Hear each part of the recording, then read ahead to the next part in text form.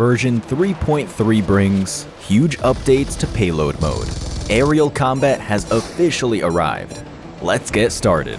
In this version, we've added our first fixed-wing aircraft, the Fighter Jet. The Fighter Jet is a two-seater vehicle that carries up to 2 players. The pilot flies the plane and engages in combat, and the co-pilot is a passenger. Now, let's see how the new Fighter Jet works. During takeoff, start up the aircraft.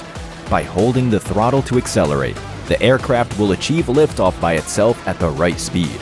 Release the throttle to enter cruising mode, where the aircraft will stay airborne on its own. Holding down the throttle will rev up the engines, increasing your speed and altitude. The fighter jet performs differently depending on its altitude. At low altitudes, its speed is restricted to make aiming easier. On the other hand, there is no speed restriction at high altitudes. You can still battle at high altitudes while moving around quickly. When you get close to the maximum flight altitude, the fighter jet will automatically slow down and descend.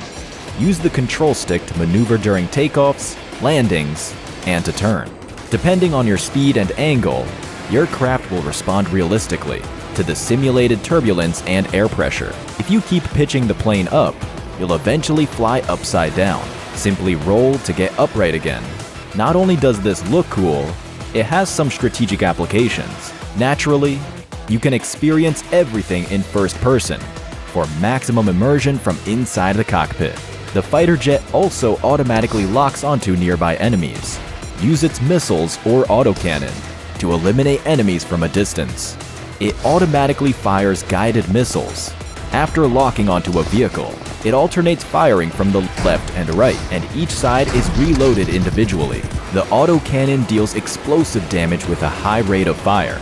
In battle, you can aim down sights to fire at targets. It makes slow, armored targets much easier to deal with. Additionally, the fighter jet is equipped with a decoy flare for defense that can disrupt locked-on missiles. When an enemy's missile has locked onto you, you will be alerted with the direction of the missile. You can then fire the decoy flare to avoid getting hit. Of course, in emergencies, you can also eject from the craft. However, look out for nearby enemies if you're going to do so. When you wish to land the plane, simply get close to the ground to descend automatically. During combat, accelerate to close in on enemies and attack their aircraft by aiming your autocannon. This is what is commonly called a dogfight. If the enemy aircraft has the rear advantage, we can counter that with the epic Cobra maneuver. First, observe the enemy's position. Perform a Cobra when they accelerate to chase after you.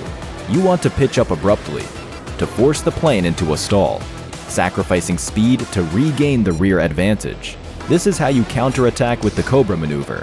There is also an even more difficult maneuver you can attempt. The Split S is great for when an enemy missile has locked onto you. Perform a quick 180 by pitching upwards until you're flying upside down to catch the enemy off guard. This is how you counterattack with the Split S maneuver. In this version, hit feedback will show near the crosshair when hitting or destroying vehicles with missiles and other explosive weapons. Hurry and give it a try.